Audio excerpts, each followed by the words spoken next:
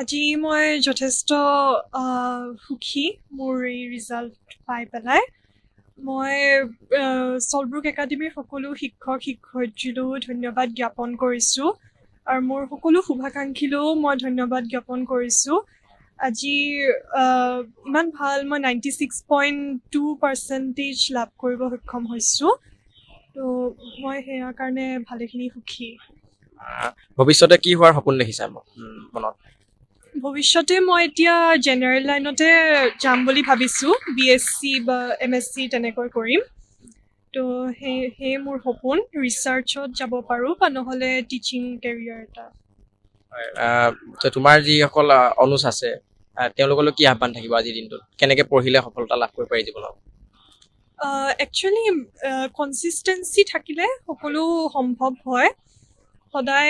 সদায় হ'লেও অলপকৈ পঢ়িলেই হৈ যায়। এনজয় কৰি পঢ়িব লাগে, লাগিলে ব্ৰেকছ ল'ব লাগে বা নিজৰ হবিজবোৰো মেইনটেইন কৰিলে ভাল হয়। তো সেই তেনেদৰে এনজয় কৰি পঢ়িলে বা শিক্ষক শিক্ষয়িত্ৰীৰ কথাও মানি চলিলে ভাল ৰিজাল্ট এটা পাবলৈ সকলোৱে সক্ষম হ'ব।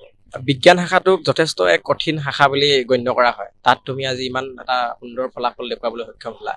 গতিকে বিজ্ঞান শাখাত যিসকলে পঢ়ি আছে তেওঁলোকক তুমি কেনেকৈ পঢ়িবলৈ আহ্বান জনাবা? বিজ্ঞান শাখাটো একচুৱেলি বহুত কনচেপচুৱেল হয়। তো প্ৰথম কথা সকলোৱে মানে কনচেপ্টখিনি বুজি ল'ব লাগে।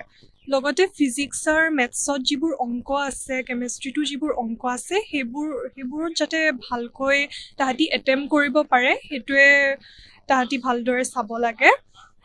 লগে বহুত কিতাপো ৰেফাৰেঞ্চো পঢ়িলে ভাল হয়। তো তেনেদৰে, কিন্তু মূল কথা হ'ল মেইন কনচেপ্টটো বুজি পেলাই ভালদৰে আগুৱাই যোৱা। ৰুটিন বনাইছিলা নেকি পঢ়াৰ মাজত? কিবা মানে তোমাৰ অৱসৰ বিনোদনৰ কাৰণেই হওক বা পঢ়াৰ কিবা বিশেষ ৰুটিন আছিলে নেকি? ৰুটিন এক্সামৰ আগত এনে ৰিভিজন হিচাপে ৰুটিন বনাইছিলোঁ। সদায় ৰুটিন বনোৱা আৰু সেইটো ফ'ল' কৰাটো সম্ভৱ নহয় ক'ব গ'লে। কিন্তু এক্সামৰ আগত ধৰা ৰিভিজন হিচাপে এটা ৰুটিন মেইনটেইন কৰি সেইটো ফ'ল' কৰিলে ভাল হয়। ডেইলি কিমান ঘণ্টাকৈ পঢ়া হৈছিলে? ডেইলি তেনেকৈ এটা নিশ্চিত সময় নাই, কিন্তু এনে 3 ঘণ্টা 4 ঘণ্টা আৰু এক্সামৰ আগত বন্ধ থাকিলেতো তাতকৈ বেছিয়ে হয়। 4, 7, 8 ঘণ্টা, কেতিয়াবা তাতকৈ অধিক হয়, কেতিয়াবা তাতকৈ কম হয়।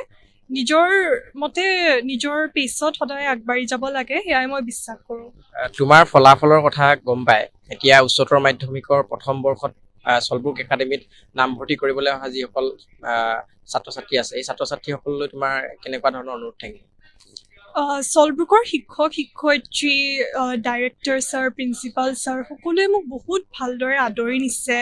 তো তেওঁলোক ভালেখিনিয়ে ছাপৰ্টিভ হয়। তো যিবিলাকে চলব্ৰুকত মানে ল'ব বিচাৰিছে তাহাঁতক মই আহ্বান জনাম যে তোমালোকে শিক্ষক শিক্ষয়িত্ৰীৰ কথা সদায় মানি চলিবা আৰু বিশ্বাস ৰাখিবা। স্কুলখনৰ সকলো মানুহে তোমাক ছাপৰ্ট দিবলৈ ৰেডি আছে। তো মই সেয়াই আহ্বান জনাইছোঁ। পঢ়াৰ ক্ষেত্ৰত বিশেষ কিবা অসুবিধা পাইছিলা নেকি? মেইন কথা হৈছে টাইম মেনেজমেণ্টটো। সেইটো ভালেখিনি অসুবিধা হৈছিল যেতিয়া প্ৰথম ছায়েন্স ষ্ট্ৰীম লৈছিলোঁ, কিন্তু পাছতকৈ লাহে শিকি গৈছিলোঁ। ভুল ভালেখিনি হৈছিল, তো সেই ভুলখিনি শুধৰাই পেলাই শিকি গৈ আগবাঢ়ি যোৱাটোৱে মূল কথা। যিকোনো খবৰৰ বাবে যোগাযোগ কৰক আমাৰ এই নম্বৰত 9181 307 2221।